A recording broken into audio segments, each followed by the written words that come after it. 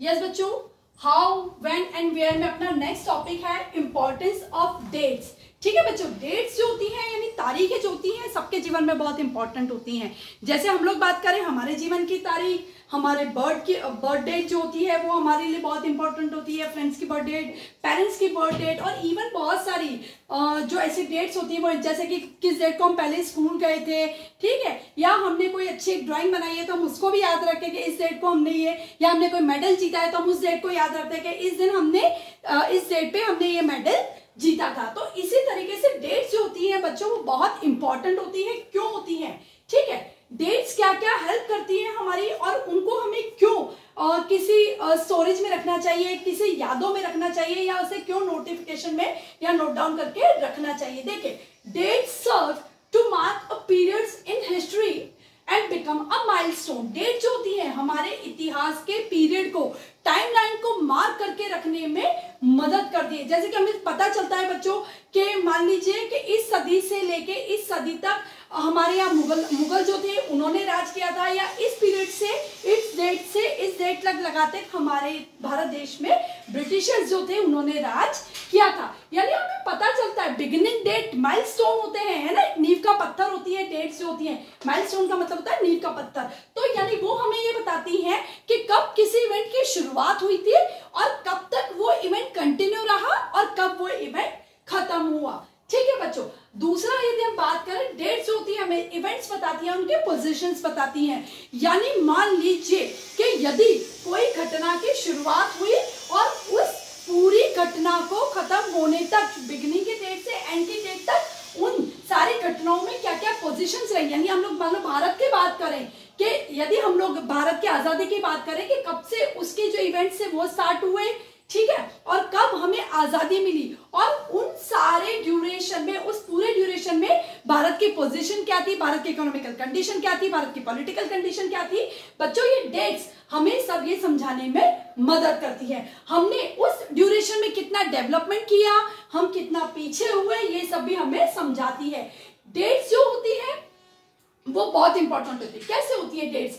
यानी इतिहास में या किसी भी समय में रूलिंग किंग्स जो थे भारत के हिस्ट्री में, कौन कौन से राजा रहे, या कहीं भी दुनिया के किसी भी हिस्ट्री में कौन कौन से राजा रहे, उन्होंने कब फाइट्स किए थे, कब बैटल्स किए थे, और कब से कितने पीरियड तक उन्होंने किस क्षेत्र में अपना किंगडम या अपना एम्पायर जो था वो एस्टैब्लिश रखा था, वो सब हमें डेट से पता चलता है कि किस राजा का राज्य कब स्टार्ट हुआ था और वो कब खत्म हुआ, कैसे हुआ, क्या क्या घटनाएं हुई, वो सब हमें पता डेट से ही चलता है। इवन जो उन्होंने युद्ध किए थे, जैसे बात करें बच्चों हम लोग हल्दी घाटी के युद्ध की बात करें, वो किस ड्यूरेशन में हुआ था। हम लोग बात करें महाराणा प्रताप के जन्म की बात करें तो वो कब हुआ था, जैसे हमें पता है 9 मई 1540 की हम लोग बात करें महाराणा प्रताप के जन्म की, तो हमें डेट से पता चलता है कि वो कितने वर्ष तक जिए और उन्होंने अपने पूरे आयु काल में किस किस वर्ष में क्या किया। आगे अब बात करें कि जैसे टाइमलाइन होती है बच्चों, टाइमलाइन क्या होती है?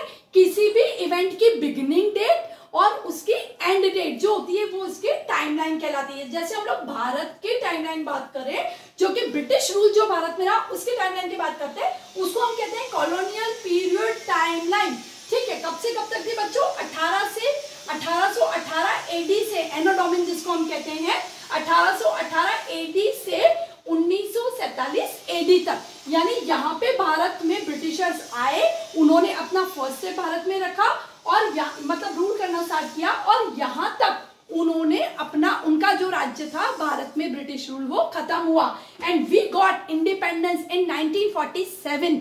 ठीक है बच्चों, तो ये पूरी कॉलोनियल पीरियड की टाइमलाइन है बच्चों। इसमें अलग अलग बहुत सारी घटनाएं हुई थी, बहुत सारे इवेंट, जैसे कि सत्याग्रह आंदोलन हुआ, भारत छोड़ो आंदोलन हुआ, ठीक है, नमक आंदोलन हुआ, ठीक है ना बच्चों, दांडी आंदोलन, दांडी मार्च जिसको हम कहते हैं 1930 में, वो भी इसी ड्यूरेशन में हुआ था। तो ये सारी चीजें बच्चों हम डेट से याद रखते हैं। ठीक है, तो ये हमने कॉलोनियल पीरियड के टाइमलाइन का एक एग्जाम्पल आपको बताया। इसके बाद हम बात करें कि डेट्स क्या हमें हेल्प करती हैं। वो हमें हेल्प करती है पास्ट विद प्रेजेंट, हम कंपैरिजन कर सकते हैं। देखो बच्चों, हम लोग घर में फोटोग्राफ्स भी देखते हैं तो हम समझते हैं कि 7 इयर्स की एज में मम्मा में ऐसा दिखता था या मम्मी में ऐसे दिखती थी, और now I become 13 year old और 14 ईयर ओल्ड, तो अब मेरा चेहरा कैसा है, मेरा अपीयरेंस कैसा है, ठीक है ना। तो इसी तरीके से बच्चों डेट से हम पास और प्रेजेंट दोनों को कनेक्ट करते हैं, दोनों के बीच का डिफरेंस देखते हैं। हम लोग भारत की भी बात करें बच्चों, तो भारत देश जब आजाद हुआ था तब पंचवर्षीय योजना की 1951 में शुरुआत की गई थी, तब भारत का डेवलपमेंट लेवल क्या था। और अब जब हम लोग भारत जब था तब वो विकासशील देश नहीं था, और अब भारत जो है विकासशील देश बन चुका है, ठीक है।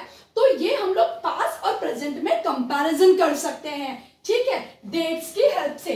Sequence of events and significance of event, sequence यानी जो घटनाएं हुई वो किस क्रम में हुई, ठीक है ना, उन घटनाओं के क्रम को हम समझ सकते हैं कि पहले कौन सी घटना हुई थी और बाद में कौन सी घटना हुई, ठीक है। जैसे हम लोग बात करें आजादी और पार्टीशन की बात करें बच्चों, तो 1947 में भारत देश आजाद तो हुआ, लेकिन पार्टीशन उसके बाद हुआ। दोनों घटनाएं तकरीबन साथ साथ हुई हैं, लेकिन पर्टिकुलर डेट से हमें पता चल जाता है कि पार्टीशन कब स्टार्ट हुआ और भारत देश आजाद कब हुआ। तो घटनाओं का क्रम जो होता है वो हम समझ सकते हैं, और सिग्निफिकेंस ऑफ इवेंट्स, और कौन सी घटना उस समय के लिए कितनी इंपॉर्टेंट थी।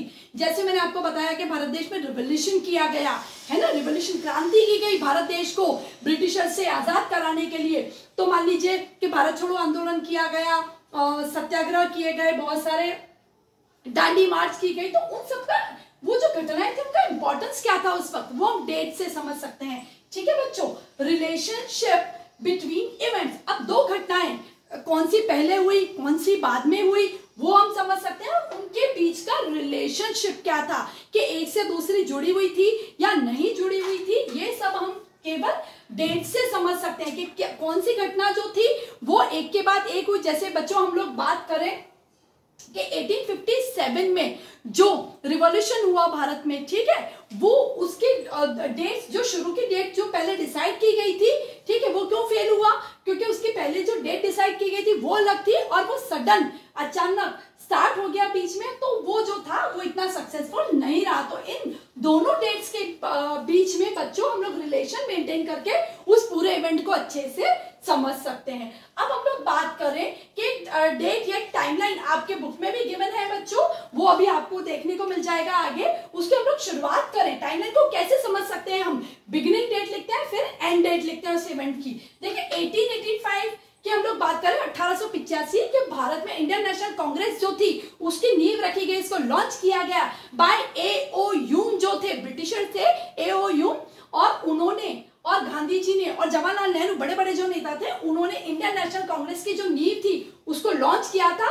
बॉम्बे का एक संस्कृत कॉलेज था, वहां पे वो लोग उन लोगों ने मिलके या इंडियन नेशनल कांग्रेस जिसको अभी हम कांग्रेस के नाम से जानते हैं उसकी नींव रखी गई थी, ठीक है। क्या था उनका उद्देश्य, उनका उद्देश्य था पॉलिटिकल राइट्स। बच्चों उस वक्त भारत में ब्रिटिशर्स मौजूद थे, तो ये लोग ये चाहते थे, जो बड़े बड़े लीडर्स थे वो ये चाहते थे कि हमें राजनीतिक अधिकार प्राप्त हो। पॉलिटिकल राइट्स का मतलब होता है हमें भी सत्ता में कहीं हमारी भी बात सुनी जाए, हमारी बात को तवज्जो दी जाए, ये उनका मोटो था, ये उनका उद्देश्य था। अब इस टाइमलाइन को मैंने कनेक्ट किया बच्चों 1885 टू 15 अगस्त 1947, इसके बीच का बच्चों आप टाइम गैप भी देख सकते हैं कितना है जो, तो 1885 से मैंने किया 15 अगस्त 1947, दो बड़ी बड़ी घटनाएं हैं बच्चों।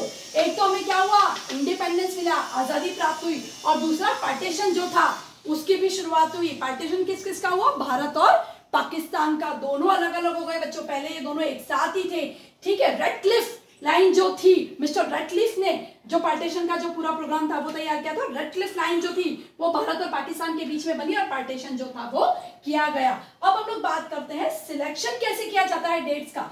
Selection of dates depends on the events of past, कौन सी घटना कब हुई, हमें कौन सी डेट पहले मेंशन करनी है, कौन सी डेट बाद में मेंशन करनी है, ये पास्ट में हुई घटनाओं के ऊपर डिपेंड करता है।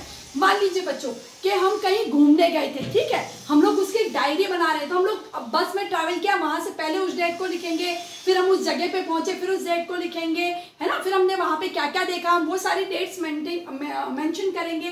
तो ये जो सिलेक्शन ऑफ डेट्स होता है वो इतिहास में या भूतकाल में हुई सारी घटनाओं के ऊपर डिपेंड करता है, ठीक है बच्चों। तो कुल मिला के dates are very important for us, ठीक है, वो हमें सारी केवल न कि इतिहास की लेकिन हमारे आने वाले भविष्य और प्रेजेंट उन सब में भी डेट का बराबर इंपॉर्टेंस है। ठीक है बच्चों, एक बार आप एट अ ग्लांस इस बोर्ड को देख लीजिए, सारे इंपॉर्टेंट पॉइंट्स है बच्चों, इसको आप नोट डाउन कर सकते हैं। और इसके बाद बच्चों एक आपको टाइमलाइन में दिखेगी, जिससे आप एक डेट्स का हम लोग कैसे टाइमलाइन बनाते हैं वो समझ सकते हैं। एक के बाद एक घटनाओं को उसमें अंकित किया गया है। Thank you very much.